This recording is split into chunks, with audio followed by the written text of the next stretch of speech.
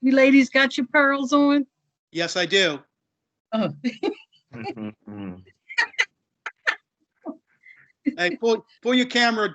I'm only seeing the top of your head. Yeah, that's better. Now I can see your pearls. Pearls on. Okay, I can see your pearls. Yeah. Okay. Hey. Do we have public around or just us? Right now, it's just you all and staff. Okay. But you are public. Right. Thank you. And I believe we can start, Commissioner Roberts. So. Okay. Thank you. Good Quick morning. question. What? Is Dr. Washington going to be in today? Is Dr. Washington going to be on today? Yes. Okay, thank you. Yes. Sorry, Madam Chair. Oh, you're fine. Good morning, everyone. Thank you for attending the January 19th Operations Committee meeting. We can get started with the Capital Improvement Program Mid-Year Report. Good morning. This is Cindy Smith. I'm the Director of Design and Construction for Facilities. I'm sorry, my camera's not working today for some strange reason, tech difficulties, so I'll just be voice. Let me just share my screen and I'll get started. Where is it? Okay, can you see the presentation?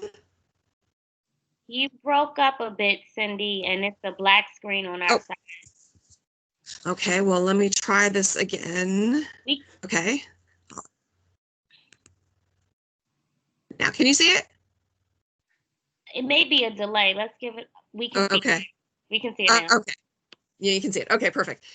So it's the PDF, so I'll just be scrolling through it today. So welcome to the CIP Mid-Year Report.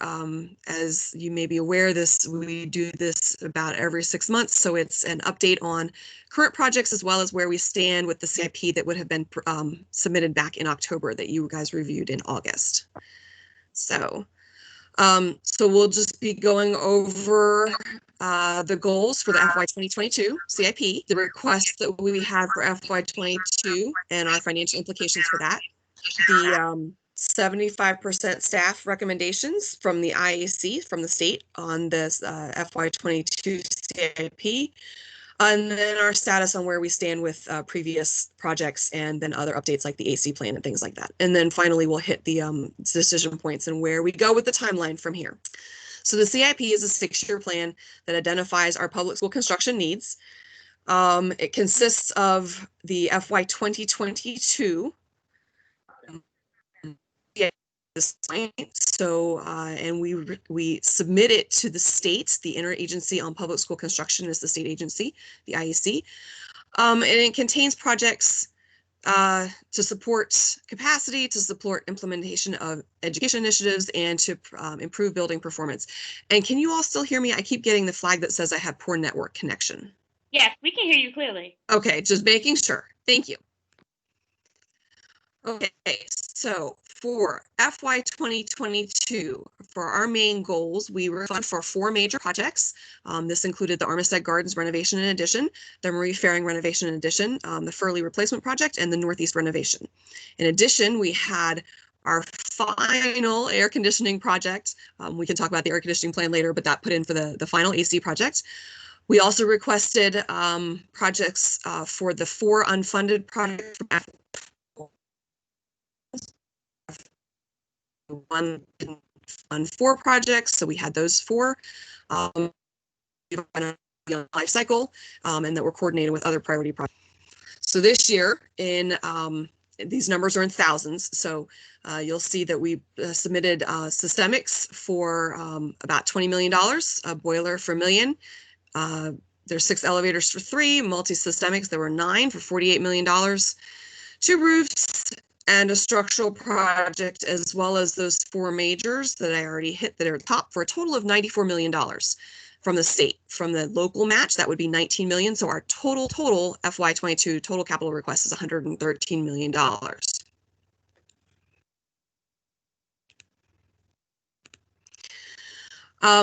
What I want to flag, however, is that we typically only receive $20 million of new allocated money from the state. So when capital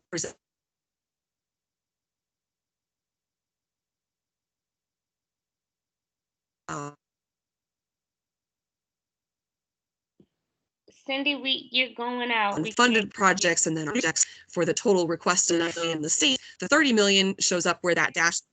Cindy? Cindy, Okay, can you hear can me? you hear me now? Can you hear Can me? you hear me now?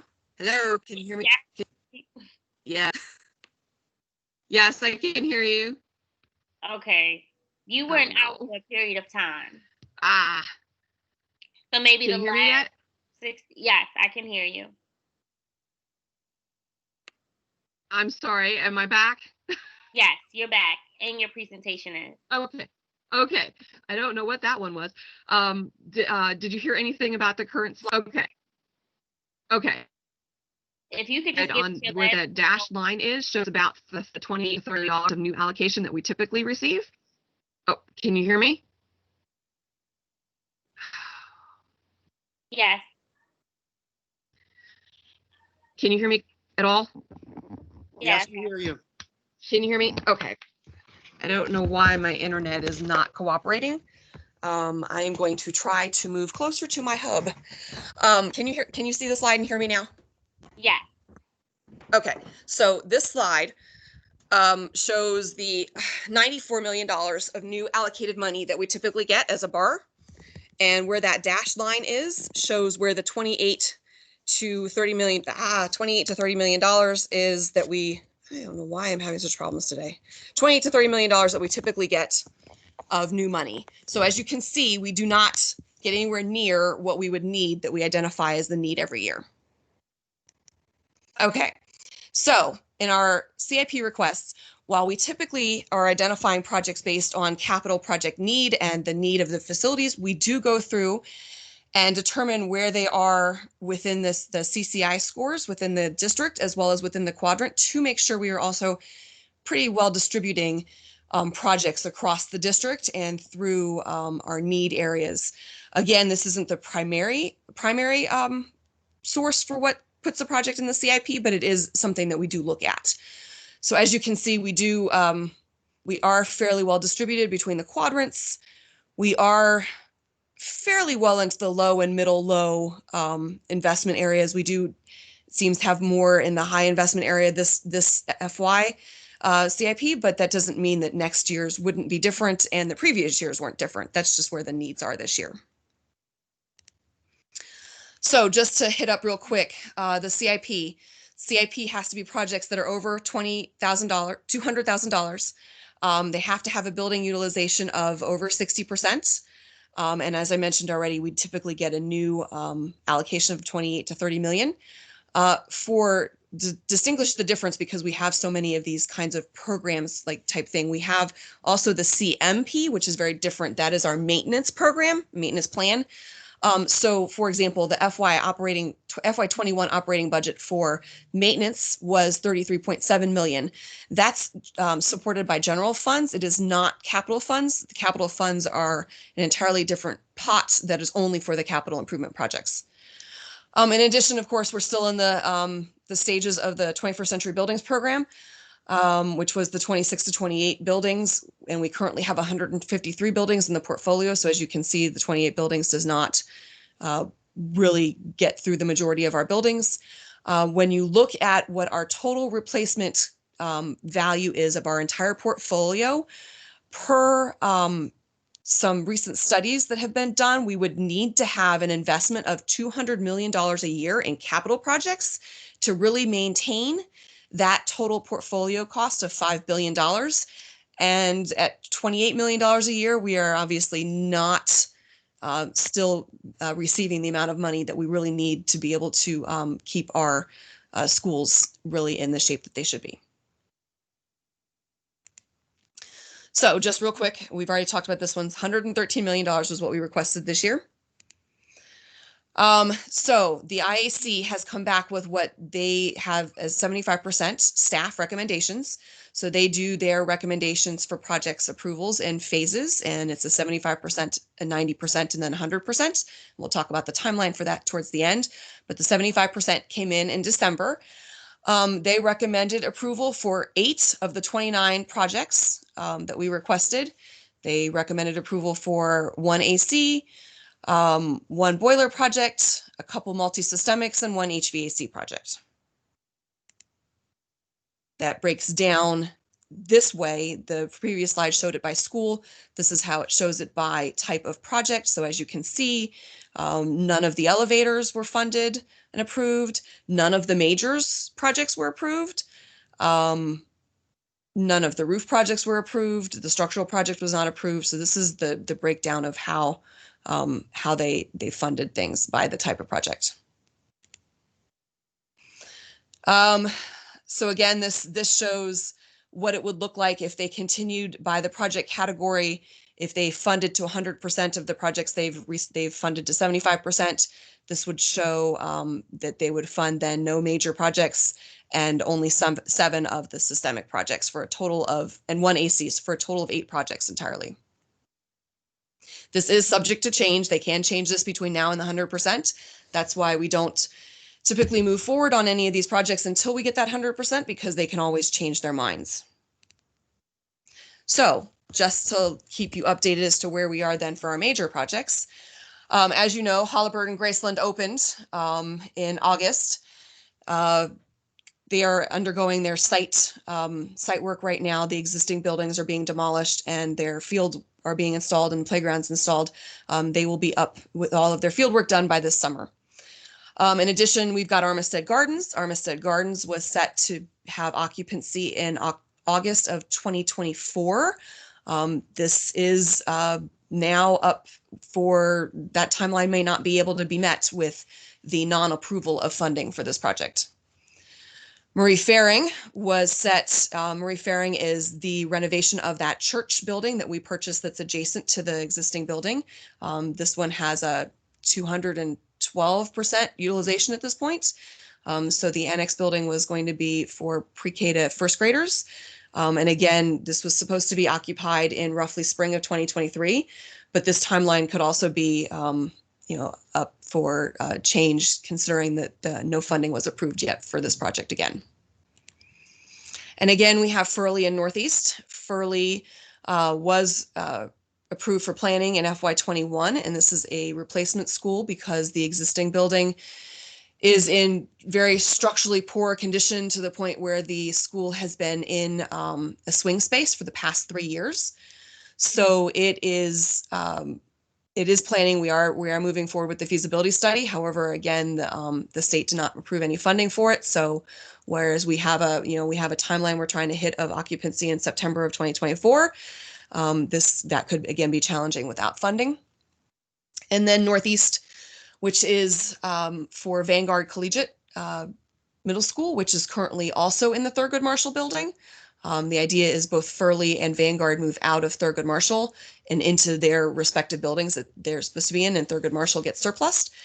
And they're supposed to be into the Northeast building in September of 2023 after a fairly significant renovation in that building. But again, the state did not approve this project either. So that date could be a little bit, have a little bit flux in it as well. So moving on to previously approved project status. For FY21, we are in design for the majority of the projects that were approved for FY21. We are in construction for 3 of them. We're still procuring designers for 7, but we were right on the timeline. At the time that we put the slide deck together, we still had 2 FY20 projects in design consultant stages, but they are now all moved into design. So everything is either in design or in construction for FY20. For FY19 and 18, we're in construction for everything, or we've completed the projects. And then to just show the projects also for Healthy Schools funds, we're in construction for 5 of those. The one that shows in design, we actually just submitted to the state for rescission because they did not fully fund the project. And the state rejected rescission requests as of the IAC meeting last week. So that one is also a little bit in flux. We're waiting for the state to officially respond with what we need to do for that one because they did not approve the rescission. And then for the for the HVAC funded projects, we've got one still in design, but everything else is in either construction contract award or in construction. And we actually have quite a few of those already complete. So this is a more holistic picture of pretty much all of the projects that we are working on right now throughout the design and construction department. In regards to our air conditioning plan, we are in design and construction for everything except that last final project. Actually, I should say there are 2 projects left. There's one that we submitted in the FY 2022 CIP that they did approve 75% funding for. We are also in, we also have one that's in an underutilized building that we will need to obtain extra funding for or additional funding for to finish the last years of the air conditioning plan. But otherwise, we are in design or construction for everything, the air conditioning plan through the variety of CIP projects, 21st century projects, full HVAC renovations, vertical package units, everything. We are really wrapping it up at this point, which is exciting. Just to hit on some of our other funding programs, we've got the school safety grants. These were primarily completed by the maintenance department. We received $1 million in the first round and almost $1 million, $883,000 in the second round, which we did primarily secure and lockable classroom doors, other security technology, and access control systems for. We are also, as we just highlighted a few minutes ago about the HVAC funds, we received $15 million in HVAC funds that was intended to be used over 7 years. We will have used it over 3. We had 18 projects approved for the HVAC funds, and just 1 is left in design. Everything else is in construction. So we are actually ahead of the timeline for those. This money was not part of our CIP allocated money. This was in addition to that in response to the winter we had all the HVAC issues. And finally, we've had the Healthy Schools Facility Funds projects. This was for FY20. FY21 funds were held up by HB1. For FY20, we received about 11 million. I'm sorry, 10 million. It was up to 15 million could be awarded per LEA. We received 6 projects, about $10 million, one of which, though, was partially funded. That would be the project that we did just attempt to rescind. These projects did require a local match, but it was funding separate from the CIP. So there was additional funding. And this covered 5 of the vertical packaged air conditioning projects that we completed. So just to hit up on the decision points and timeline where we stand now. So we've received a 75% allocation award, and we've submitted our appeal. In February, between February and April is when the legislative session occurs, and during that time, the IAC also approves their 90% recommendation, but they do not make their 100% recommendation until typically the end of May. When that happens, then we can move forward on projects, because at this point they haven't fully funded any of the projects. They've only funded them to 75%. So we don't have a guarantee that they will actually fund those projects completely until they fund them to 100%. Once they do that, we can move them forward. And if there's any additional funds, any additional fund sources or anything like that that comes out of the legislative session, that's when we would move forward on any of those as well. So in conclusion, we did appeal all of our requested projects because they did not fund our 4 majors, which are a major issue for us. In addition, they didn't fund 17 systemics, which include a boiler and 6 elevators. And elevators, I'm not sure, elevators have been a problem for us in recent past, with elevators breaking down and us not being able to get them back up and running because their parts are so old, and so we need to replace them, and not having the funding for that. In addition, there's roof projects they didn't approve, and multi-systemics. But I want to highlight the biggest one, because the major projects were not recommended for funding, mostly because of challenges that the state has not necessarily agreeing with our enrollment projections and academic programming that we want. So we are definitely appealing those decisions as we move forward. And that completes it. And I'm really sorry for all the technical difficulties. Cindy, that's okay. We've all been dealing Yeah. with technology challenges over the last. Yep. I like to open the. Yeah, I'll keep it up for a few minutes so I can go back to slides if need to. Okay. Commissioner Bondima, I see your hand. Yes, thank you, Commissioner Roberts. My question is probably just general or a statement. First of all, Cindy, I want to appreciate how you presented this presentation. It was really clear because I had some questions, and actually weren't really questions. It's just maybe statements, I would say, because I just want to ask a question. When you are evaluating, assessing all of the cost of everything that has to be done, do you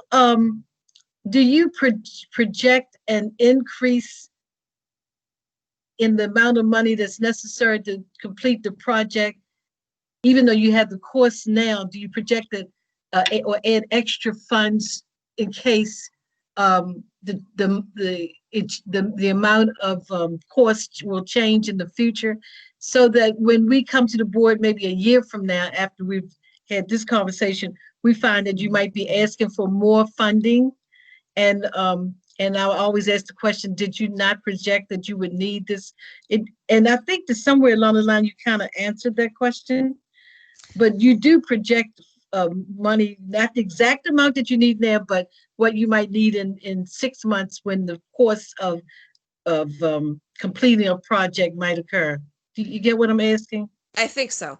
When we estimate the projects to go in the CIP, because we are estimating for projects that wouldn't start for 2 years from the time we estimate them, we do have a escalation factor built into our estimates. Sometimes the escalation factor isn't enough. More often than not, the reason why capital comes back for additional funding is because of unforeseen conditions. Right. We find that there's more hazmat that we need, that we assumed that when we estimated the project, or we had to increase the scope because of something else that we found. We've had cases recently where when we went to do the project, it was a pipe installation project, for example, and when we went to do it, we found actually all of the pipe was really deteriorated inside the insulation and had to replace it. And so those kinds of things that were the unforeseen until we start construction are typically the kinds of things that we're coming back for additional funding. But you project that, right? We don't project for unforeseens. We project for escalation in construction costs that occur over the 2 years, right? From the time we submit the CIP to the time we get the funding for it. Yeah, because usually, and you already know, sometimes we might ask the question at our board meeting, our full board meeting, why are we coming back for and doubling the amount of need that we should have known a while ago? But I think somewhere in your conversation and presentation, I kind of got clear about how you go about doing that. And I'm pretty satisfied now. Okay. Yeah, I'm good right now. Thanks a lot. Thank you. Thank you, Commissioner Bondima. Commissioner Reed. Director Smith, really great job. You and your staff do a great job, but I don't feel good about things by virtue of the fact that you said something really important, but I don't think everybody heard that well, is states basically saying to us, we're not giving you as much money as we possibly could by virtue of the fact that we think you're having a shrinking population. That's one. And I guess the other is, yes, what does it say in terms of infrastructure long term when you know you need $200 million a year, you ask for 113, and at most you're going to get this year is 33? What's going to happen in terms of the whole? And we have these new buildings, but we have old buildings that aren't getting money for roofs, that aren't getting money for elevators. What does that say to the rest of the infrastructure? How many schools do we have in the system? 153 buildings. So we have 153 buildings, roughly 25 new buildings. So you're talking 125 buildings that are basically in ill repair. How do you and Dr. Washington vision the daunting future we have with 125 buildings that are falling apart?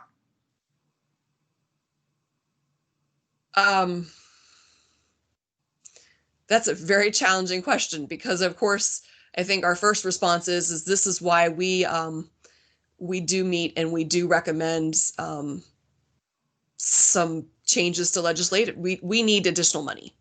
There is not enough money that comes from the state for our projects, for our district. We cannot support the portfolio we have capital project wise with the funding that we receive. You're right, $30 million against $200 million does not get you there. Right. It is, though, another reason why, I mean, we do look at facility condition when we look at the annual schools review as well.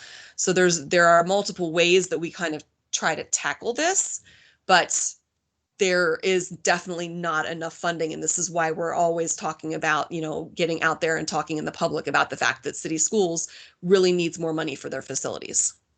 And how do we get the state to move away from what they deem as a proportional issue? Because basically they try to be proportional in terms of their giving to 23 or whatever counties and cities. How do we get them to go to a fairness issue from a proportional issue? I mean, this is definitely one that we've been bringing up with our legislators, with our contacts to try to get addressed, because it is not in our state, the state constitution for us, it is supposed to be the thing that levels out the districts, right, is the state money. And right now it definitely does not. We receive far less because our city funds are far less than every other LEA. We have far less money for our projects, and we are not receiving the portion that would proportionalize us and distribute that then fairly amongst us from the state level. Yeah, and Cindy. Yes, I was hoping. There we go. No, and Cindy's just done a superb job handling what is, to your point, Commissioner Reed, just and I should let Dr. Washington's here too, so she should jump in, because she and Cindy have just done incredible work taking, a tiny amount of money and using it as strategically as they possibly can and efficiently as they possibly can to meet the needs. When, after the January 2018 crisis we had about, heating buildings, we brought in outside experts to advise us on, people in the construction field to advise us on what we were doing and reviewed our practices, some of whom had been frankly critical during that very public situation where we could not, where all of our buildings were not heating properly for our students. Those folks, when they came in, they reviewed our practices, they shadowed the team in their work and analyzed the buildings that we have and the resources we have. And they went from a position of feeling like, how come you guys aren't managing your buildings better, to walked away with, I don't understand how you're doing what you're doing with the limited resources that you have. And we will never catch up. So without a significant infusion of resources. So the 21st Century Buildings Initiative was part of that. Was basically a Hail Mary to try to help chip away at this problem, but it is a continuing problem, and you are right that the equity responsibility of the state is to look at the ability of the local jurisdiction to pay for it. Is the state's constitutional obligation, as Cindy mentioned, to provide an adequate education, and that's partly what the Bradford suit is about, frankly, is to reiterate that, because it should be distributed based on condition of buildings. The state is doing a survey right now of building conditions across the state to try to inform such a prioritization. And Lynette, you should jump in to talk more about that, because you know more about it than I. I think one of the things we're watching closely is how that happens, because that is an important work product, and those kinds of work products can become, frankly, political and start measuring things that are less about building quality, but more about other things. Like, if they start measuring overcrowding, which is an issue you see in wealthier districts, that will be an indication that it's less about the crumbling conditions of existing buildings. And so we'll have to watch that. I think the other thing to keep in mind is that, that gap in local funds is so severe, and the state knows it. The state does an estimation of the amount the local can pay, and so our local share on a CIP projects is 4%. And so when we get that $400 million in HB1, assuming that veto gets overridden, the locals will have to put 4% towards that. So I think it's 4%, or maybe it's a little bit higher on that particular project, but it's about, I want to say it was like 20 or 30 million extra that we'll get in addition to that 400 million. However, when you look at other counties, and this is where the inequity really is exacerbated. Montgomery County, their local share is 50%. So when they get that $400 million from HB1, it will turn into $800 million that they will allow to put towards their buildings. Ours will turn into, I think it's 426 or 430 million or something. And so those inequities that you're talking about get exacerbated every time these funds get spread out from the state. So it's an ongoing problem, but Lynette, you should add, because this is your area of expertise. No, I mean, I think you all were very comprehensive in what you talked about. I think that the only other additional piece is that the state is moving forward to do a statewide assessment, conditions assessment of all buildings, so across the state. And this assessment is hopefully going to allow them to direct more funding towards the areas that have the most need, because right now it's based off of a particular average of what they've given over the last 10 years, right? And so definitely sure that if the assessment is done correctly, that Baltimore City has some of the oldest buildings in the entire state. And again, you know, as Cindy and Allison said, our capital investment dollars don't look like other school systems because they have a larger local share, right? We always make that comparison, our 19 million versus 150 million and upward. So our buildings don't get replaced and our systems don't get upgraded as quickly as our counterparts in Montgomery County and Baltimore County, even Prince George County, because they receive significantly more in local funding. So we're hoping that this is the opportunity for the state to provide additional resources where there's a greater need versus just providing an average distribution of funds. So we get penalized because we're a poor district in a regressive program. Exactly. It's regressive, right? The more money Definitely you make, is. We will never get ahead of it with the amount of capital dollars that we have right now. Okay, thank you. This is Vandima again. My other concern away from this is a sidebar. I don't want us to fall into the same trap we fell into during the heating issue, where and as a layman trying to understand the financials and the budget related to the state, we put in a budget and they only gave us what is 30 million or 30% of the budget, and we could not get the job done. And at some point, we had to return the money, and it was said that we didn't use the money, and that was not true. It was because when you put a budget in to do certain projects, you put the budget in and you can't complete the project or start the project unless you have the amount of money that you request. And I'm just hoping that politically that we keep in touch with our politicians so we can make sure that they're on top of how all of this information that's going on, so they can speak to what we are dealing. We can say we can say many, many things. Are they going to share, or are they going to stand by us, let them know that what we're doing is exactly what we need, okay? And stand by us when we need to ask for more or request for more. You understand what I'm saying? We fell into a trap before. Yes. I don't want us to fall into it again, but we did the right thing.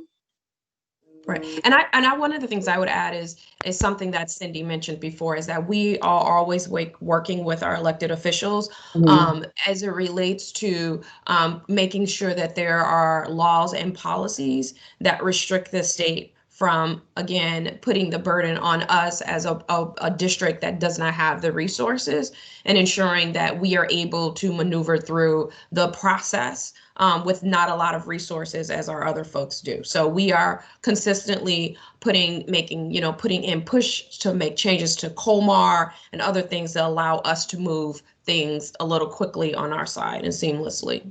Mm-hmm. And resources, money, right? Yeah. Thank you.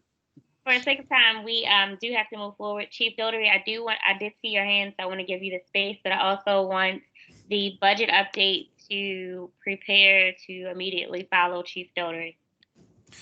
Thank you, Commissioner Roberts. I will be brief. I normally don't speak unless called on, but I felt a real kinship with Commissioner Reed's opener on this subtopic, and I wanted to add that as a relatively new person, when I became aware of this situation, you almost can't believe it. You almost think you're misunderstanding. And while I still have some reasonably new eyes perspective, this is one of the most upsetting areas, right? And I remember the first time I actually understood what the situation was. It was like a doctor coming in and you go through a battery of tests. And then more doctors are brought in and they look at all your charts and all your vitals, and they determine that you need 200 milligrams of such and such. And then they decide to give you some fraction of that 200 milligrams, right? So we've determined you need 200 milligrams every day. But you know what we're going to do? We're going to give you 20 milligrams and see what happens. And we're going to make you ask for more.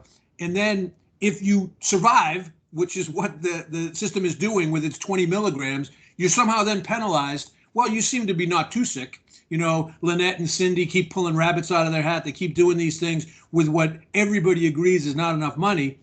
And then in this perverse scenario, and Commissioner Roberts, I'll go back on mute and I'll mind my P's and Q's. But this is what I thought I was misunderstanding. If you need 200 milligrams, you need 200 milligrams, and it's based on your body weight and it's based on all these other things. It isn't, we'll take as much as we can get, and then you don't look too sick on 26 milligrams, so let's keep you at 26.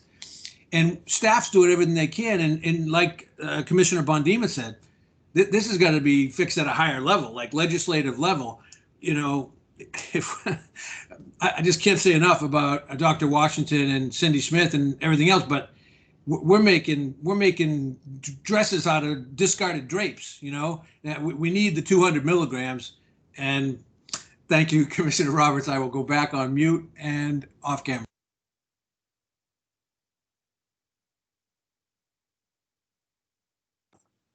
Thank you so much, Chief Dotery.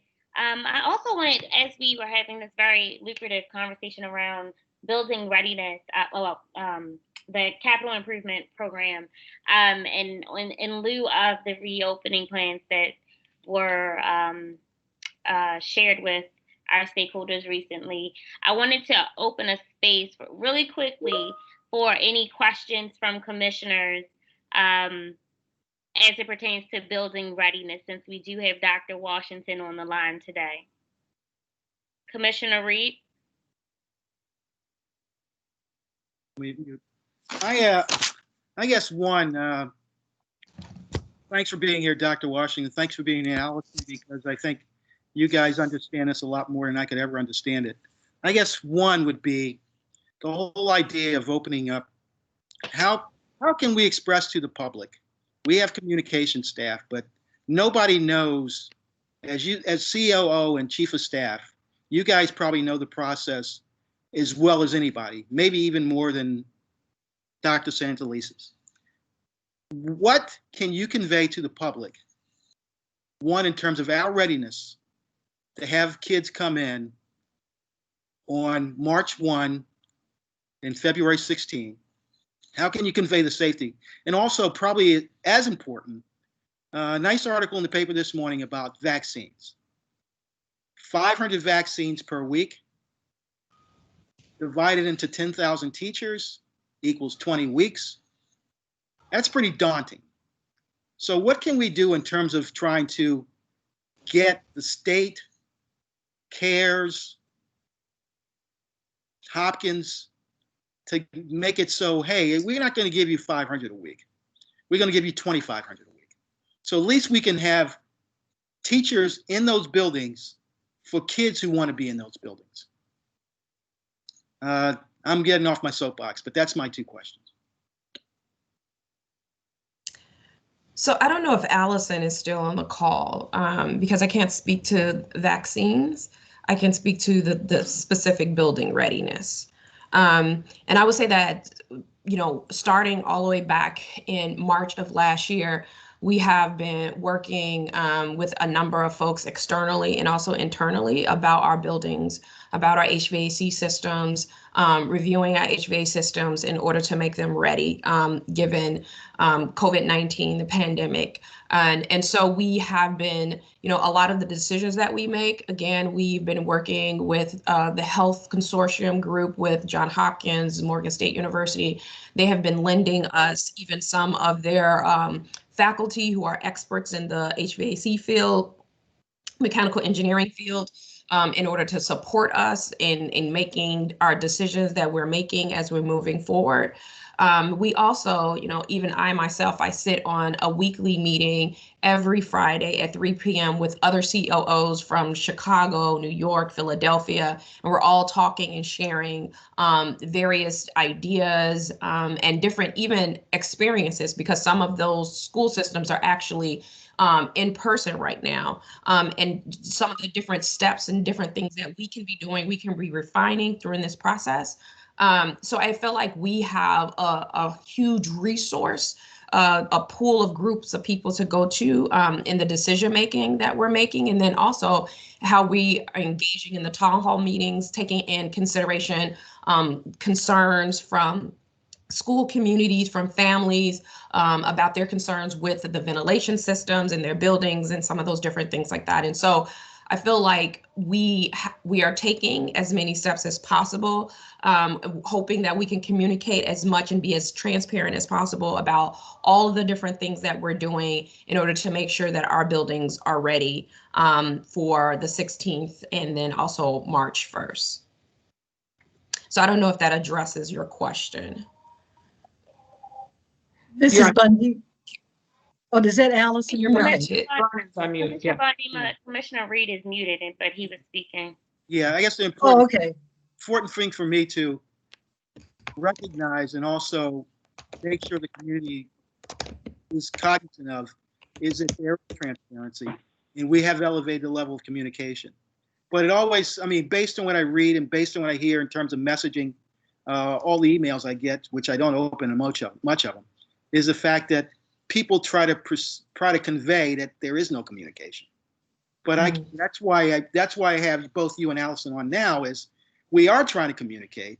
We do have a plan, but it doesn't seem like people are receptive, listening, or engaged with the plan. I could be wet, but that's the way I see it. Yeah.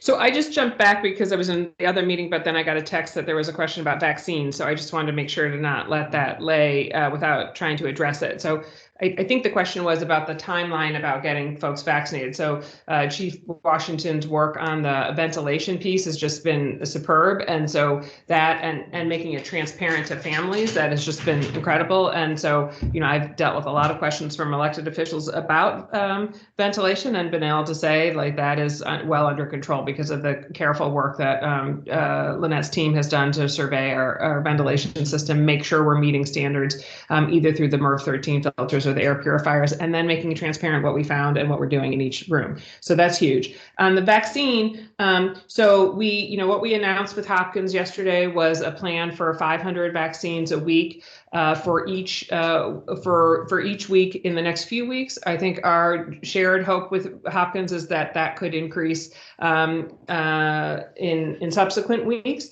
And we are also working with other partners and the mayor has been very supportive as well, to try to see if we, and Dr. Duraza, it would be negligent if I didn't mention Dr. Duraza's partnership, to see if we can get more partners to support with more vaccines. Couple things to keep in mind in terms of vaccine. I think it was reported in a couple outlets that, we have 10,000 employees, so 500 a week would take us a long time. Okay, not all 10,000 employees are in person. Right now, we're anticipating that by mid-February, we'll have about 4,000 employees that would be in person, and maybe up to 5,000 or 6,000 that would be in person on March 1st. Also remember, so that's obviously significantly less than 10,000. And then also remember, of those, the vaccine is optional. So we are still learning. I actually have been spending my day, our IT team, and I think they're on here, has just done an incredible job working with the Human Capital Office, putting together a smart sheet that we're using to track the people who have been invited to get the vaccine now, and to track their responses and track them by union group, by gender, by race, so that we can kind of make sure we're reaching folks. And so I have been literally refreshing that thing. I've been obsessed with it all day, watching to see how many people were getting signed up for this vaccine. And so that through that, I think we'll start to get a better picture of what the vaccine uptake rate looks like in our community, and also how we can support folks. We really prioritized in this first round the folks who've been on the ground for months doing this work. Without complaint. So like, the meal service workers, the custodians, they have been in person since the meal service workers since March doing this work. And so we wanted to make sure we prioritize those folks.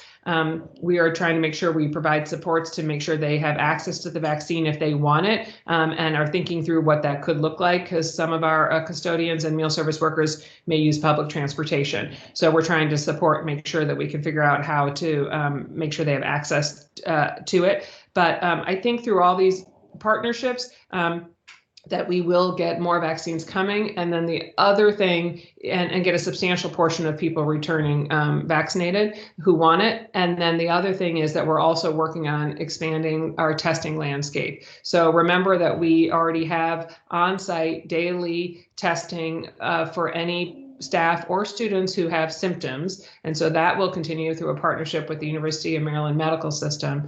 And then we are also looking at expanding to do some asymptomatic testing. So that's in the works, but those are just additional mitigation strategies that we're putting in place to make sure we can bring back more students and keep staff and students safe. Is my hand up, Commissioner? I don't see it on my computer. My turn. I don't know if everybody's finished. Okay, thank you. I want to ask this question that I'm getting a ton of emails from everybody, and I'm sure the other commissions are also getting it.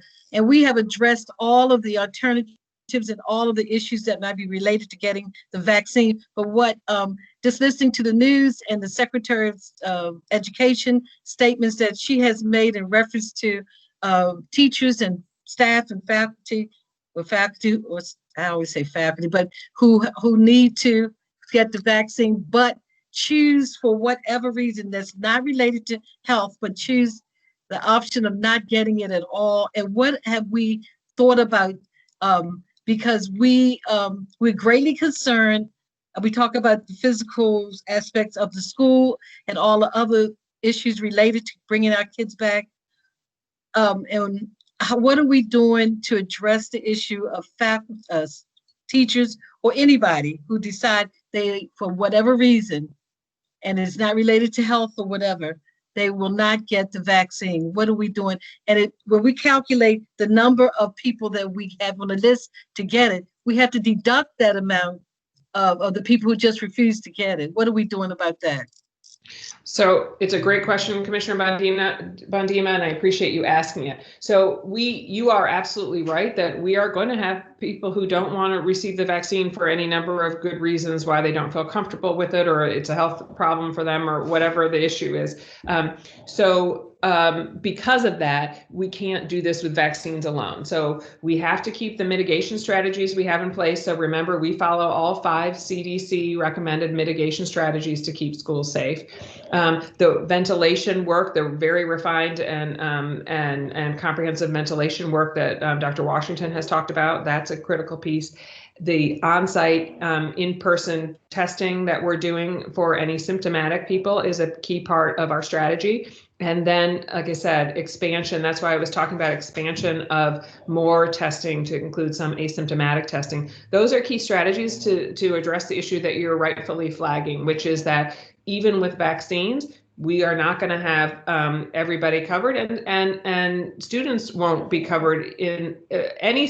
Students under 16 can't be covered by any of the vaccines, and even 16 to 18 are not currently slated to be in this phase. I am actually trying to advocate that for high school students, that we do try to get them in this phase, because if they're in person, it would be great if we could offer them vaccines. So that's a work in progress. But currently, the way the phases are laid out nationally, they wouldn't be in this phase. It would be educators, not students. So for those reasons, we have to make sure we have other pieces in place, like comprehensive testing. And I will offer the last question. I'm so sorry to the budget update presenter, but give us 2 minutes, and we'll move forward. Allison, has there been any considerations for Group 1B being elevated now to a sooner date? Well, as the vaccine started today, correct? They started today. So in lieu of the updates of that particular group being advanced to an earlier time to receive the vaccinations, have there been any considerations for revisiting what the current reopening plan looks like and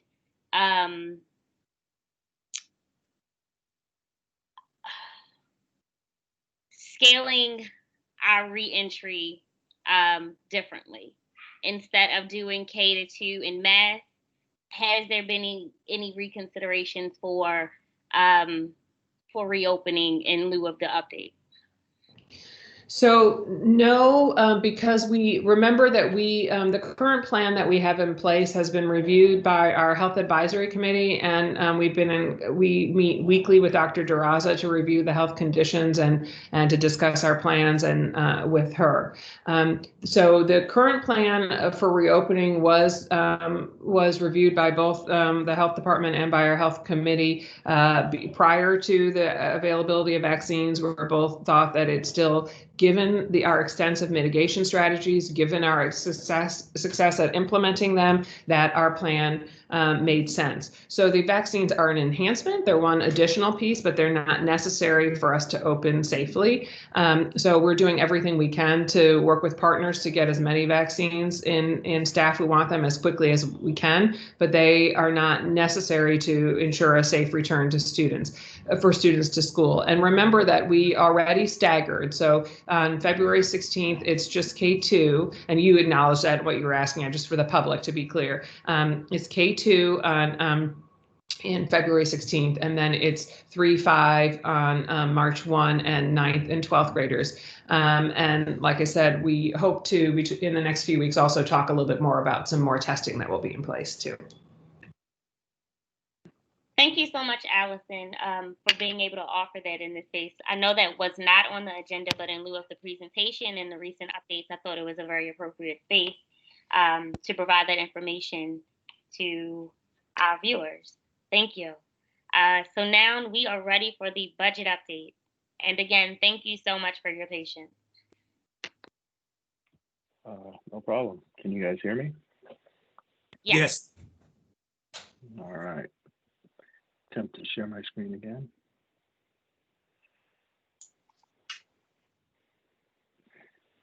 All right. Does everyone see the presentation? Yes, Courtney. All right. So thank you all. We have a quick budget update, our monthly budget update. This one incorporates a little bit of an update as well for our FY21 or current position, which Jessica Wilson is going to give us. So we're going to start with that. Good morning, everyone. Just wanted to give a brief update so that we were keeping the board up to date on kind of how things are progressing throughout the FY21 budget year. So this was the original slide that many of you saw early in September, where we had taken the information that was available in August and made a projection about the projected costs of COVID expenses and compared that to the federal funding that was available and funding that we had planned in FY21 for other items, but we could identify and reallocate towards the COVID efforts based on the shifting priorities, as well as just some things that were going to look different this year because of COVID. So that was where we kind of established that 21 million figure for the gap that remained for the FY21 year. And Courtney, if you want to go to the next slide. And so what we did is basically re-looked at all of that information. We had a couple of really good news items. One was that the the FY20 year ended a little bit better than we had anticipated, which allowed us to put additional funds towards the COVID expenses that were projected for FY21. We also just had more information available about actual costs. Basically, we had about 5 months worth of data to work on for this updated projection that allowed us to take a look at some of the cleaning costs we had seen, some of the PPE assumptions that we had made and how that had played out. And we also knew some information about how the buildings were going to be used in the second quarter. And we also had some additional information about the student learning centers and how that was going to phase out and additional in-person learning would be starting. In many of these areas, we saw that we had kind of overprojected some of those costs early on with some of those assumptions. There were other areas such as ventilation, whereas we learned more, that actually became more expensive for the district. But overall, based on decisions that were made early and adjusting some of the planning and strategy associated with building usage, we are happy to report that right now we are looking at maybe a $4 million gap that still remains related to COVID expenses. And this is something we're going to continue to monitor throughout the year as we get additional information, obviously, and also as we're working on that in-person planning that will give us some more concrete information about costs associated with larger groups of students returning in person. All right, next we have the enrollment adjustment process. This is part of the FY22 budget development, or the kickoff of FY22 essentially, but the wrap up of FY21. So the process was a little bit different this year. As we had mentioned, I think 2 updates ago, we tried to make it as minimally invasive for schools as possible, knowing that there are a number of other changes taking place and there are things that we have to take into consideration for staffing pertaining to in-person instruction and so forth. So a lot of the process was done centrally, but with input and feedback from school leaders as well. So we're wrapping up that process now as we transition into the next, essentially the busiest phase of the budget process right now. Community priority engagements for schools. So those started mid-December. On the website, actually, we have a list of the meeting dates, those that have already taken place and are scheduled to take place. Schools also receive their packets and templates. In those packets, we have the FCE guidance, we have the School Family Council guidance, best practices, the flyer templates, agendas, so all the information that they need, essentially to put together their community engagement meetings. You're also aware that we have the district-wide engagement meeting. So the first one was last week, which was our general public meeting.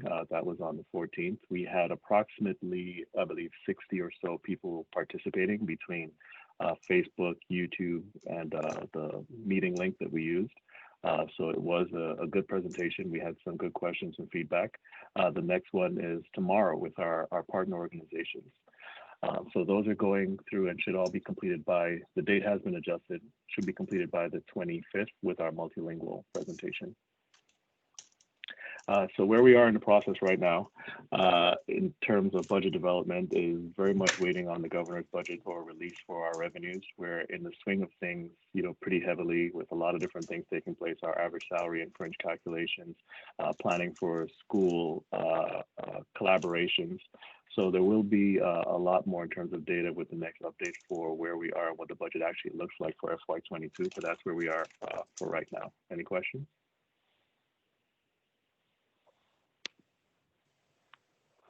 Thank you for the presentation. I'd like to open the floor for my colleagues. Any questions? Commissioner Reed.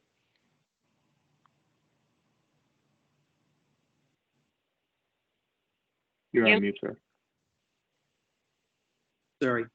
It's great to see the fact that we've moved from 20, I guess the number was 21 million to $4 million in terms of the shortfall. But are we expecting money from Biden, CARES, or any other unique and new sources to help us meet shortfalls? And I guess the other is, this is great in terms of a feel-good type presentation, but what do you guys in your office see in terms of real serious challenges and weaknesses in terms of sources and uses of funds and the whole budget going forward? We've done a great job in terms of community engagement. We've done a great job in terms of making the public feel good, but I don't think the public or me understand how daunting the budget's going to be for the next 2 years. So what are the challenges and what are the weaknesses we have? So I think the biggest challenge that we really face right now is uncertainty as it relates to state funding. And the Kerwin veto has created some substantial challenges in projecting revenues for the upcoming year. But we will get that information hopefully tomorrow with the release of the governor's budget that will give us a better understanding of that landscape to be able to answer your questions, Commissioner Reed. So soon we'll have a little bit less uncertainty. As far as the federal relief, they did pass a second round of ESSER funding. That information has been released, and so we're working on the district's plan for how best to utilize that funding and what makes the most sense moving forward, especially with a focus on academic recovery and moving into the future. I'll let Chris and my colleagues provide some additional context. Thank you, Jess, and thank you, Commissioner Reed. I will say you're absolutely right that the slides that we presented, catching the board up to where we were on that $21 million shortfall, which has come down in that stair-step way that we showed. It is in a way a bit of good news within a larger context of really, frankly, terrifying news. So even with the new CARES Act, which is super needed and appreciated, no one suggests it's going to be enough. And I think when you say, Commissioner Reed, what is it that we think about, and what I heard was keeps us up at night, and that's what keeps us up at night, like Jessica Wilson said, is the uncertainty, and more specifically, it's the absolutely open-ended nature of the educational recovery that we're all going to need to do in 22, in 23, obviously the rest of 21, and we're not on the pointy end of the spear as much as the people in the schools are, of course, but I think it's the open-ended nature of all the things we're going to have to do for school children to make up for this absolutely unprecedented period of not being in school and all the other things. So the one slide we showed is a smidgen of good news, but I think we still have the healthy fear of the next several years when it comes to having enough money to do what we absolutely need to do for our kids. And I see Courtney has his hand up, so let me use my mic and pass it over to Courtney. Thank you, Chief. I just want to say, there's a myth of a normal budget process I've heard about. I've never actually seen it. By any circumstances, this year is extraordinary. We know last year that we didn't develop the budget with COVID in mind. We had already been too far into the process. This is the first time that we're doing that. And, as opposed to, thinking with a community landscape or lens on and an equity lens on, we now have to put a COVID lens on everything that we do. And a lot of that is figuring out how we go through the process that is already a very taxing process, but minimizing, sort of the impact on the school leaders and their participation and their families and the school communities. So the process under normal circumstances is very invasive. There's a lot of work involved. There's a lot of meetings involved. But there's so many other things taking place right now with in-person instruction and everything else. So trying to figure out how we navigate that landscape while we go through the budget process in a very meaningful way is one of the pending challenges. So we're trying to work through that. We're trying to think of, how we can sort of streamline the process for the end users, the schools, but still, maintain the integrity of the process. And even some of the things like you mentioned, like the community engagement stuff, there are things that, and you guys know we've had these conversations over the years that we weren't willing to let go of. We still wanted to make sure we had the integrity of those engagements and getting feedback on the process. But again, how do we manage that with, everything else that's taking place is what we're working through. Can I add to that, Courtney? And Commissioner Reed, still on your question, and it's very much of a piece with what Courtney just said. And talk about fresh. I mean, there was a cabinet meeting this morning when chiefs were on behalf of schools saying, golly, is there any way we can reduce the extreme burden on schools and on principals at this particularly difficult time?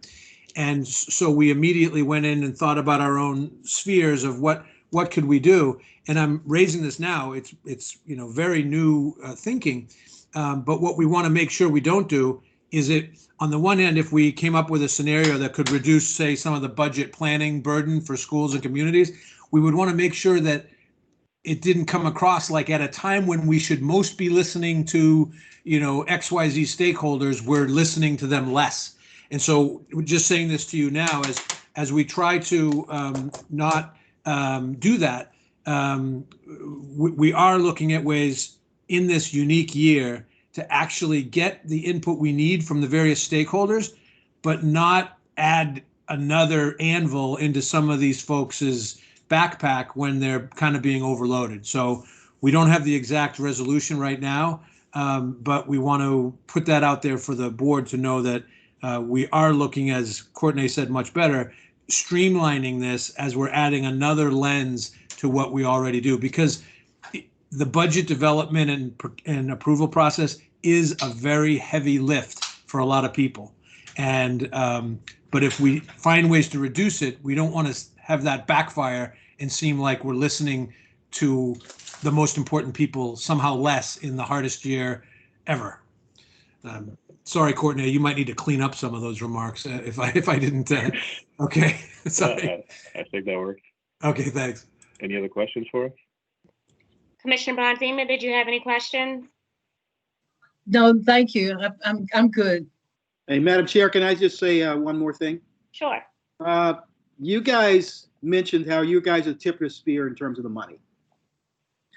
Our group operations committee with you got Chair Roberts and Bondima, and sometimes we have Andy Frank sit in as a listener, probably are the tip of the spear of our board in terms of money. So I think it's important for both of us to make sure that we help the community. And like you said, tip of the spears, you are the resident expert for the principals. This is probably a better time than any to say, hey, let's look at what we've done in terms of best practices in the past, so we can give you our expertise to help you better as a financial manager. Because principals became principals because they're academics. They didn't become principals because they're good with numbers. So it's good for us on this committee and your staff to help educate principals and shore up what they need, because it's needs-based, like you and Courtney said. It's need-based in terms of how can we give you what you need so you can be a better businessman? Because they became principals because they were academics. And I think we can help there. And this is a good time, like you said, Courtney, the new COVID new. This is a time where we can look at practices and say, hey, let's try to make these things better going forward because we need it now. Just my prediction. Thank you, Commissioner Reed. I see you, Commissioner Bondima. Was there something you needed to add?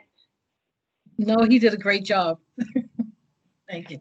Thank you so much, Chief Daughtery, Courtney, Ms. Wilson. Thank you, guys. Thank you, Commissioner. Next, we have the information technology update.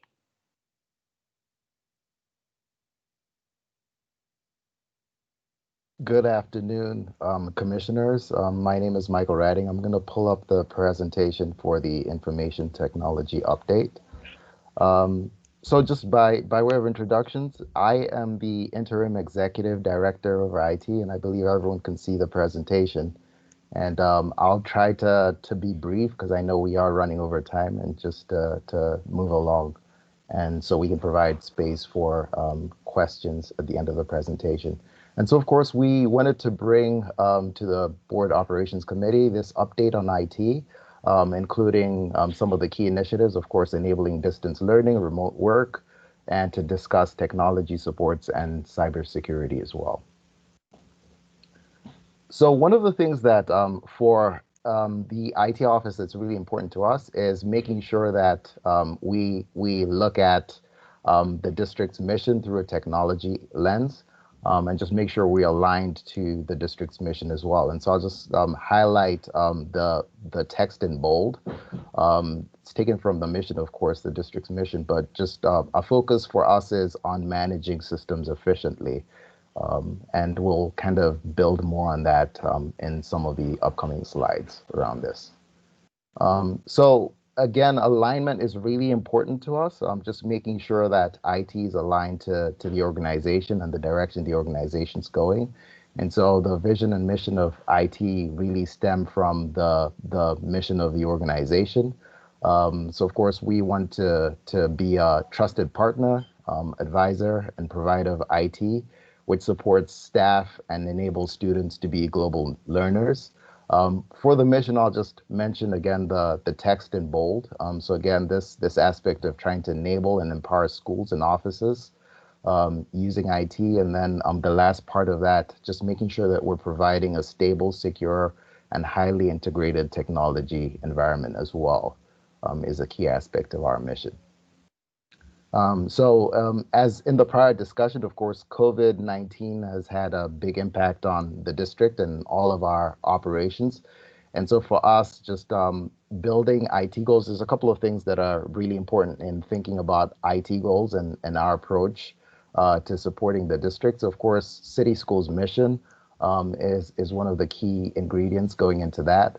One of the other things that we look to and leverage is industry best practices. And so we look at just best practices around IT, service delivery, and we also look at our peer district. So we, of course, have relationships within the district with organizations like the Council of Great City Schools, and we are able to partner with our peers who, of course, are experiencing similar challenges as we are, and just use those types of relationships to learn from our peers.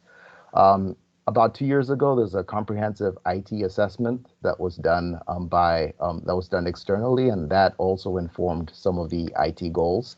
And then just going down to the bottom circle, a pestle analysis, and so looking at the political, economic, social, technological, legal, and just environmental factors. And of course, COVID-19, of course, is a big part of that. Just knowing that as an organization, we had to shift to distance learning and remote work for much of our workforce as well. So again, just continuing this theme of alignment and the importance of alignment. And so IT strategic goals for city schools are aligned again to the mission. And so post-COVID, we're just looking to ensure that we continue to look at city schools, the blueprint, and looking at literacy, wholeness, leadership, those big buckets. And then when we get to city schools mission and the quality instruction, of course, distance learning is a key factor. And then number one, looking to be a reliable provider of secure technology to the organization. Under the wholeness bucket, this idea of managing systems efficiently. And so number 2 and 3 fall into that. So being stewards of the organization's information assets, knowing that a lot of these are being used currently to continue distance learning. And of course, the platform we're using right now is part of the organization's information assets. And then looking to optimize the cost to deliver IT. Just knowing as a district that cost is an important consideration, as we just heard in the budget update that was shared by our partners in finance. And then the last piece, just leadership, sustaining a culture of excellence, and then again, just being a trusted technology advisor to the organization. And as the district continues to look to achieve its goals, just making sure that we can help use technology to enable the achievement of those goals. So some of the major in-flight technology initiatives we wanted to share with you were ERP and network enhancements. And so these are initiatives that are multi-year and that also just have big impact on the district, just in terms of what we're able to do with these initiatives being fully implemented and deployed. So the first is on dark fiber, which is network enhancements. And we're looking to target completion in FY22. And this is just the backbone infrastructure of the organization, the way our school buildings and the district office are all connected together to form a network. With this investment in this new network, dark fiber network, it allows us to significantly increase speeds. So speed of information and sharing between our buildings and cut costs significantly. And so we're actually looking at about a 90% cost reduction once this is fully implemented, which would free up budget dollars that could be reappropriated to other areas of the organization. So very excited about that. It's an initiative that's underway. And then the second, of course, is one that everyone is familiar with, the ERP modernization implementation. There have been a couple of updates that have been shared to the board around this. Of course, we have an old ERP system. The system is over 20 years old, and we're in the process of going through the requirements and selection of a new partner to help with the implementation of a new system. And so, of course, we're in the solicitation phase to determine what's the best solution that best meets our needs. And then we'll look to deploy a new solution and include within that things like staff augmentation, just to make sure that we are able to fully realize and deploy a new ERP solution for the organization. I just wanted to touch on some of the key technology accomplishments. So the first being enabling distance learning.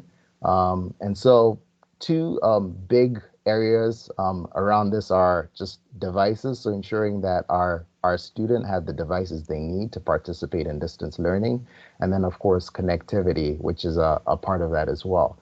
And so we have, as a district, been able to deploy more than 50,000 student laptops to date. We've also been able to deploy over 2,000 laptops to staff to support instruction, providing instruction to students. A number of processes have been created around this initiative. So everything from processes and guidance around distributing devices, and of course doing so in a way that reflects the safety practices that have been put in place, just to ensure that we're keeping everyone safe, our students, our families, and staff, as we do things like distribute devices.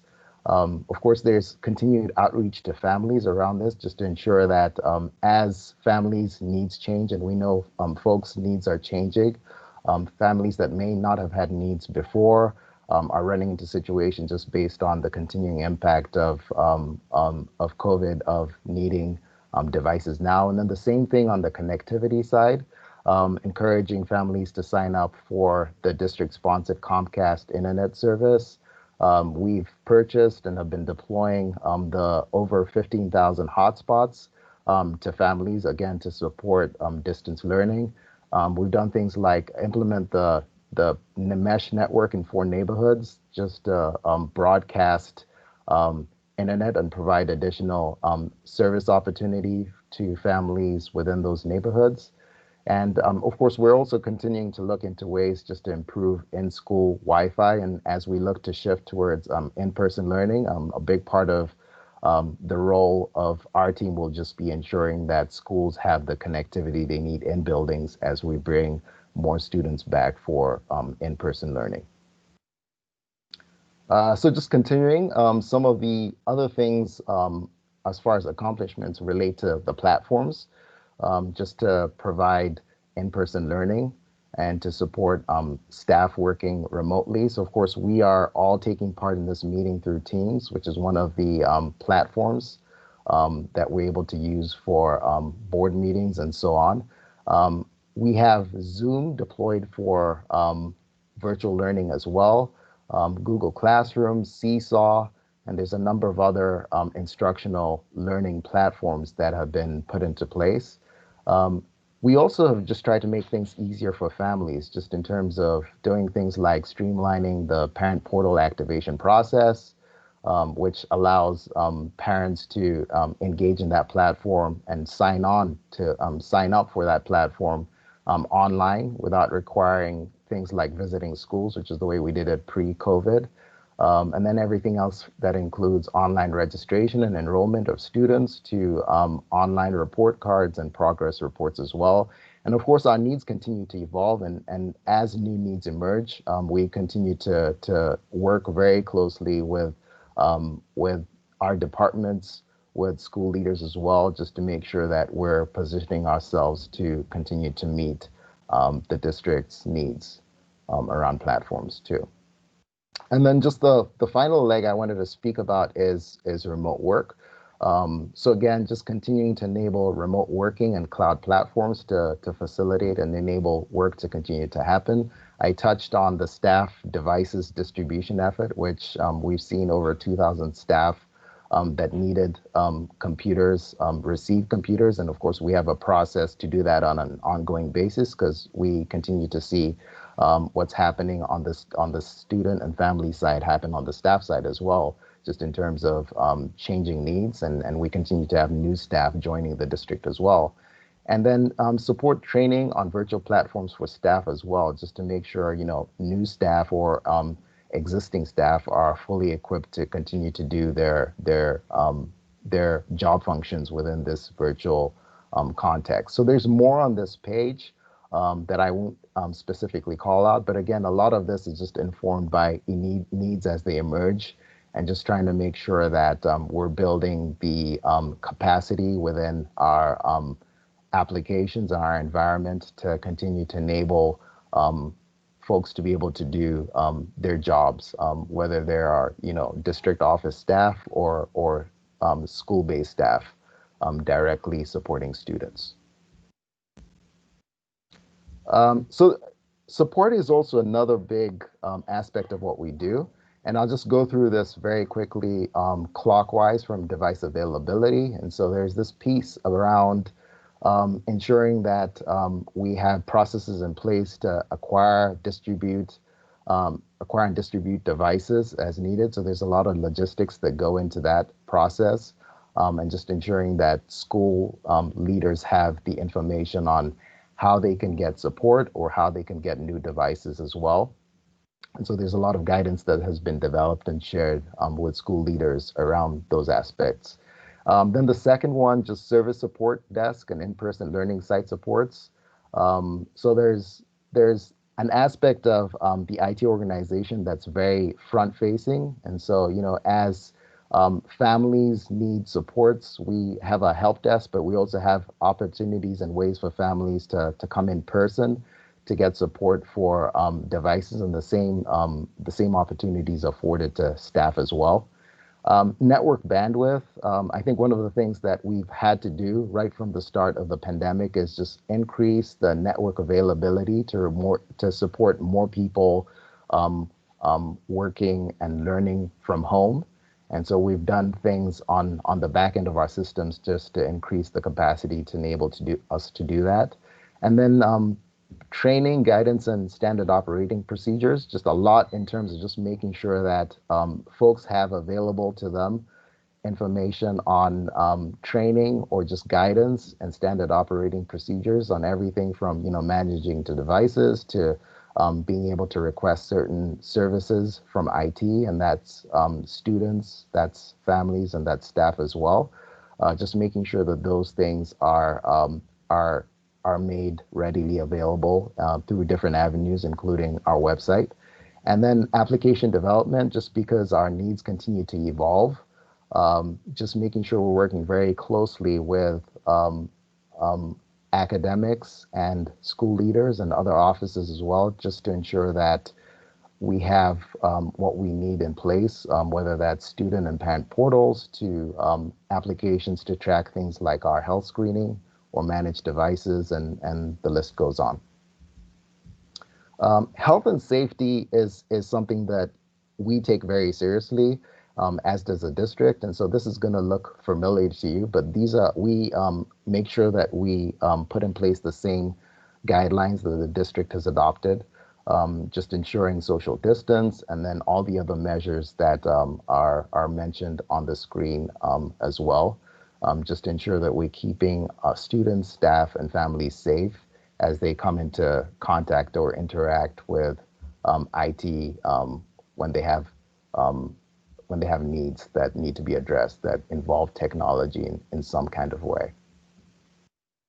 And this is a picture of our laptop services area. So laptop services is a place where students, where parents and staff can go if they have issues with devices and they just need help troubleshooting some of those issues or getting devices repaired. And I'll just call out that there's protective screens in place, and you can see, it's hard to tell from the picture, but the front part of the screen is kind of the customer facing part, and the stations are all located over 6 feet distance between them, just to make sure that we're working and that folks are able to come and get service in a way that's, we're maintaining the social distance guidance, and we have the protective screens in place. And then just in terms of how staff are situated is the same, and there's a separation between the staff area and the area for visitors. And again, we try to be very focused on just ensuring that folks can engage with members of our team in a way that is safe. And so with that, we're going to shift to cybersecurity, and I'm going to ask Elvis Tia, who's our Director of Infrastructure, just to speak about cybersecurity. Thank you, Michael. Can everybody hear me? We hear you. Thank you. All right, this is Elvis, Director of Infrastructure and Cybersecurity. So, prior to COVID-19, we've had a lot of, we've continued to work with Homeland Security as well as CISA. CISA stands for Cybersecurity Infrastructure and Security Agency, in terms of strengthening our environment. So we already had a roadmap pre-COVID that we were working on. And apparently that roadmap led to having given us a very good infrastructure before COVID. There are a few things I'm going to talk about on a high level summary, because this is a public board meeting. I cannot go in depth in terms of our security mechanism we have in place. But one thing I want to talk about is right within our neighborhood, we've had Baltimore County, GBMC, and then outside of our neighborhood, we've also had Miami-Dade School District being compromised, right? So these are things that we anticipated in advance in terms of hackers accessing our infrastructure. So we've taken several steps, and those steps, we started taking those steps, as I said previously, before even the COVID started. One of the things we did, we upgraded all of our infrastructure. We had our intrusion detection system, our prevention system upgraded. Most of them were even replaced.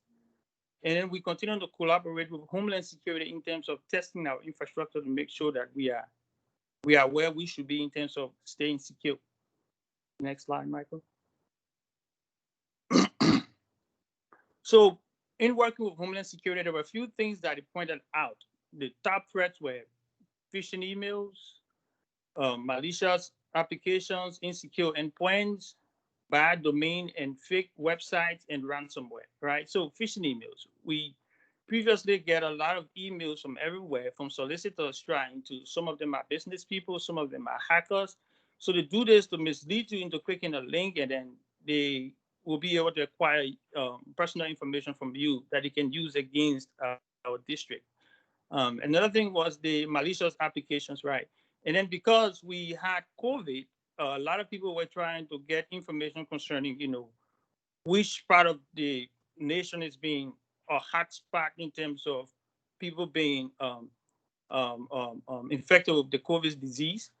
So they will, most times, I just give you a typical example, they will build a website and say, hey, come to this site, you see the number of people that are infected with COVID diseases and what can be done to mitigate that.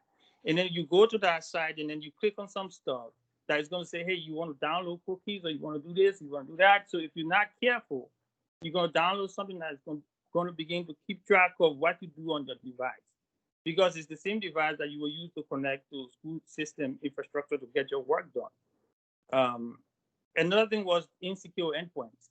Even though we put out over 50,000 devices for our district users, however, we also allow users, i.e. teachers and students, to be able to use the personal devices if they can afford it.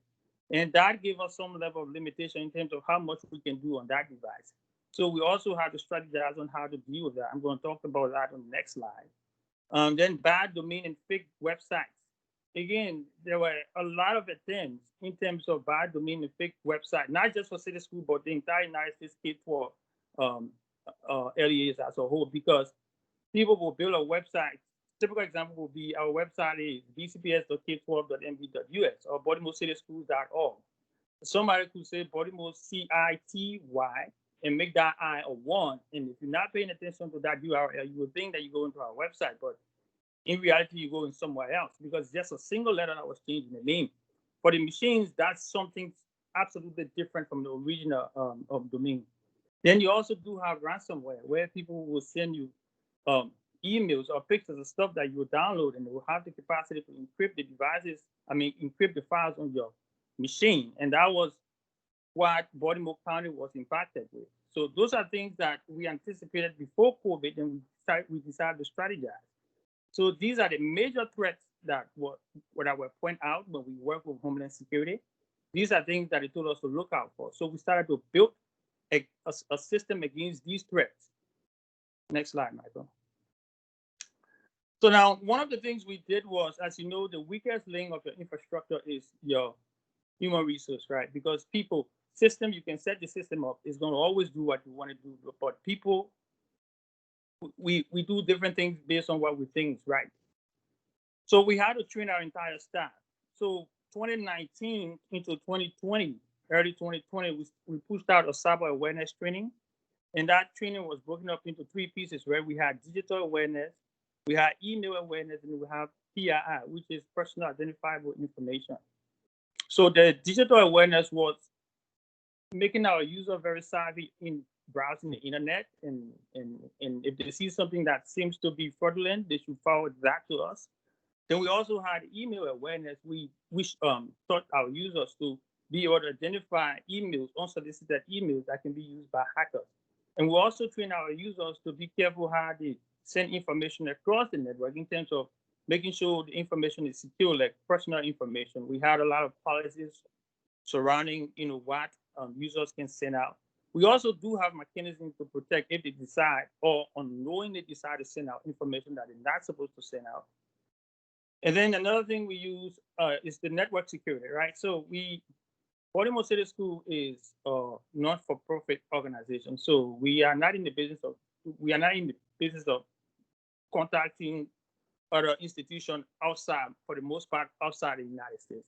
So we put in a lot of restrictions, some of the restrictions right now. I'm not going to go in there, but I'll just let you know at this point, you can't be a lot of countries, I would say about 90% of the countries outside the world, you're not going to be able to talk to Baltimore City Schools Network.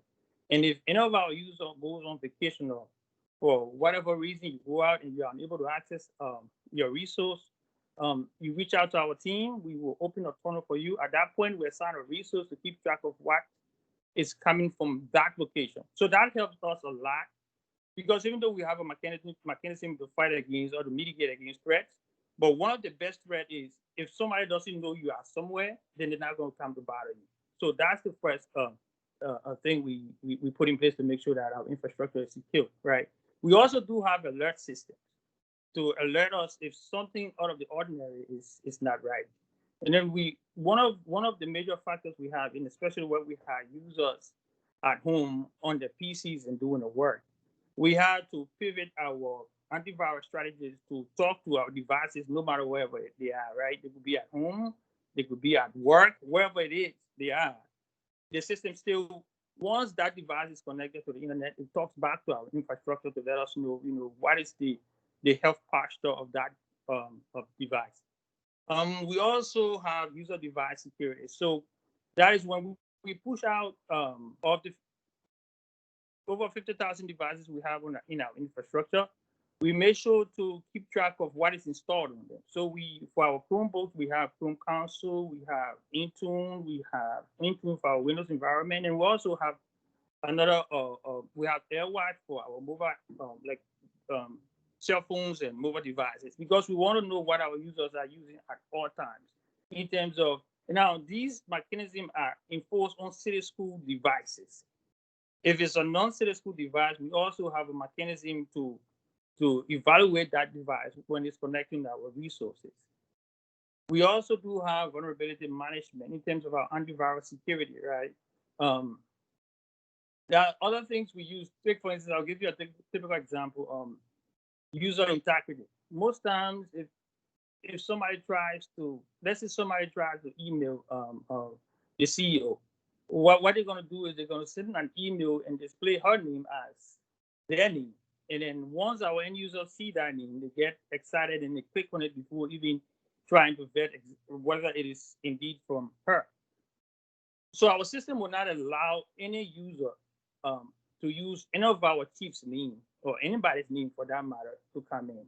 So sometimes you might want to send email from your personal account to your work account and it doesn't go through. The system is built that way because we have to make sure every communication is secure. We also have our security incident management. Most of the time, people who hit us or who hackers who attack the district or for any organization for that matter, they want to make sure you have less amount of IT personnel on staff at the time so that they can have enough time to do, or it's going to be easier for them to do what they want to do. With our security incident management, we have a lot of automated processes that even with our absence of us not being on our system at the time, if somebody tries to access something, we still get an alert. So 24 hours, we get an alert. We have a team on standby 24 hours. We also have external resources that we are leveraging to make sure our infrastructure is secure. Homeland Security is also one of our greatest partners in this effort. We do weekly scanning to make sure our infrastructure is secure. And they also have a process in place where if there's a vulnerability, they themselves generate a ticket and give you a timeline to have that issue resolved. So it's like Homeland Security is holding our foot to the fire, and we appreciate that to make sure that we do what is expected of us, in addition to ourselves trying to make sure that we are secure. Next, Michael. So I think now it's time for questions and comments. So those are the things we've done. Thank you so much.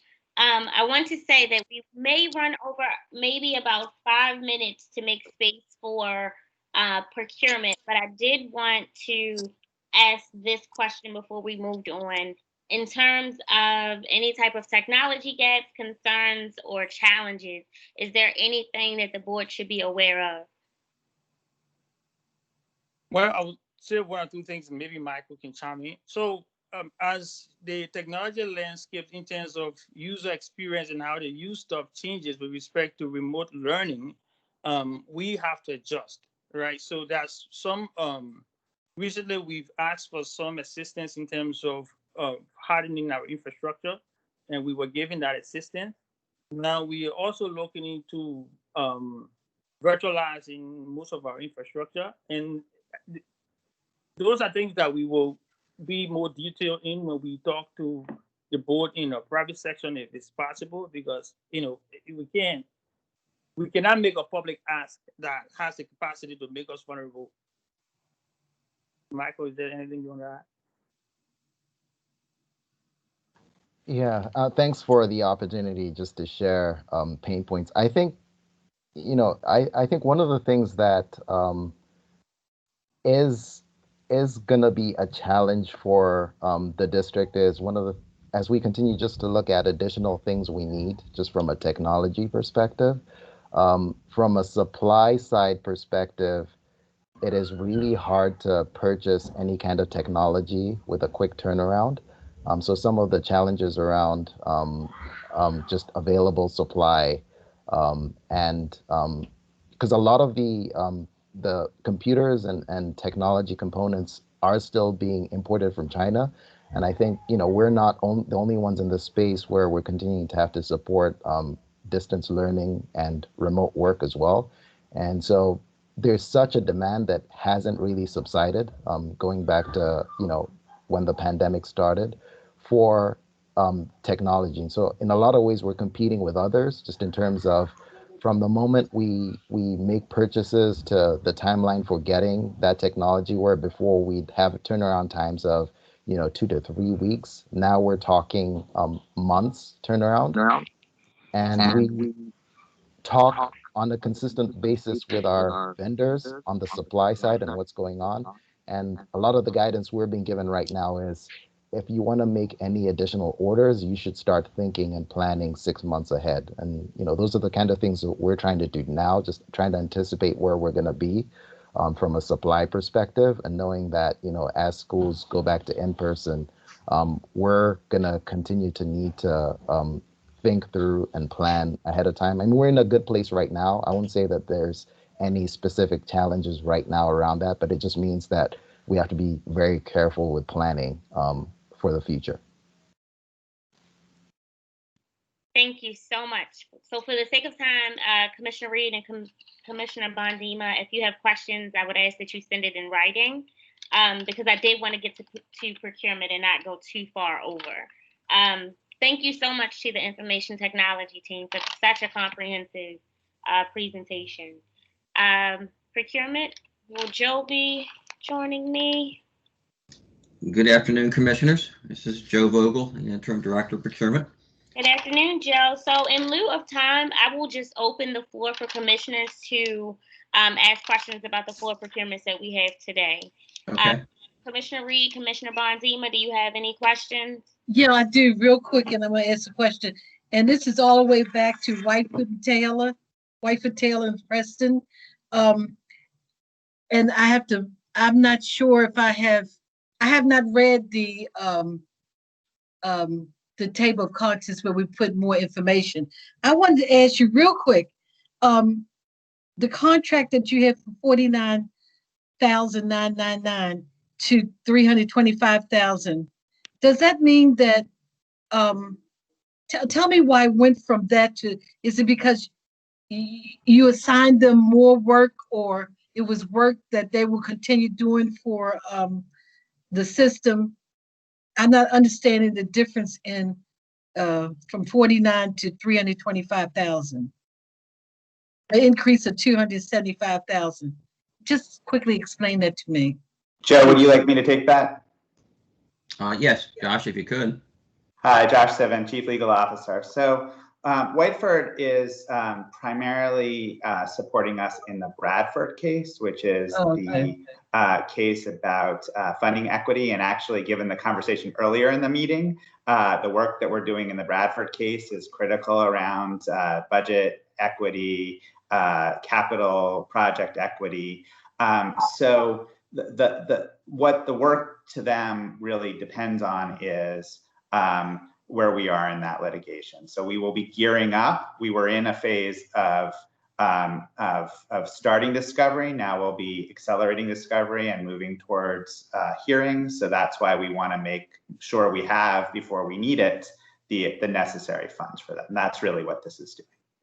They also have provided a little bit of support in the Sinclair matter around the and that was prior. So that is the context for what you're saying.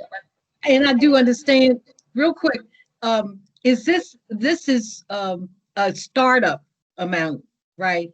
I mean, being the startup, I mean, they have X amount of work to present for us or to work with us, and it could change tremendously as we go along. This is just to get, this is like a just that what I'm saying is startup. Right, it's an authorization. They actually have to, they only receive funds by actually doing work for us and invoicing the work. So if the litigation pace changes, and that actually was, this is a new contract, but it actually is continuation of work for prior years. So, but we do a new contract each year. So it may be that we will, and I'm providing a lot of support to this case personally. So depending on how we allocate work, we may not need all of these resources, but we wanted to have it so that we were prepared for the litigation. Okay, but it doesn't include the litigation. It does include the litigation. It absolutely includes all phases of the case. And the question will be, over time, how much support we need, and we can't exactly estimate how litigation works because litigation always is an evolving process. Okay, thank you. Sure. Commissioner Reed, did you have any questions for Chief Hovind? I'm fine, thank you. Okay, I did have a follow-up. It was more so related to both of the procurements, Chief. Could you give us a overall picture of what those two contracts look like as it relates to your office and how they will be collaborating with you, please?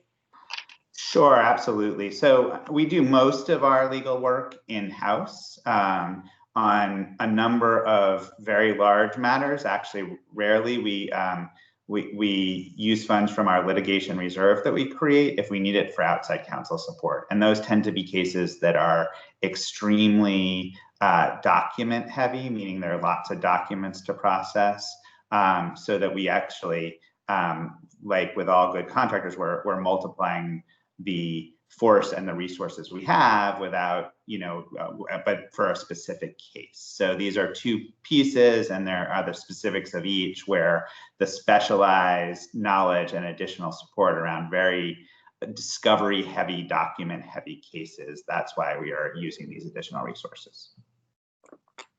Thank you, Chief. Thank you. Commissioner Barnum, I see your hand again. Is this for Chief Coven, or is it Sivan, or is this for No, I lowered my hand. Okay. Okay, thank you. Thank you so much, Chief.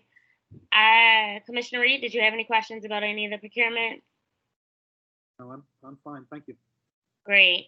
As a matter of record, there was no one present for public comment. To everyone that is present, thank you so much for tuning in today. Thank you so much for your patience, as we did not stick to the agenda, but we are only 1 minute over. So enjoy the rest of your day, and we will see you at the next operations meeting. Have a great day, everyone. Thank you. Very, very good. Thank you. Thank you.